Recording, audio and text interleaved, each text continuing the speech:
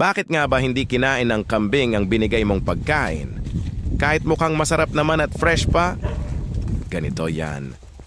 Kung baguhan ka sa pagkakambing, lalo na kung bagong bili pa lang ang mga alaga mo, normal lang yan. Huwag ka agad ma-frustrate. Ang kambing kasi, may ugali yan na nangingilala muna. Oo, parang tao lang din. Kapag bago ang paligid, bagong amo at lalo na bagong pagkain, nag-aalangan sila. Lalo na kung sanay sila sa pastolan. Damo na sila mismo ang pumipili, kinakagat at kinakain araw-araw. Kaya ang sikreto, dahan-dahan mong ipakilala ang pagkain. Huwag biglain, huwag pilitin. Hayaan mong tikman muna nila. Paunti-unti, hanggang sa masanay.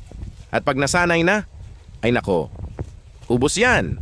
Tandaan mo, ang kambing, hindi lang basta pinapakain, inaaral din yan.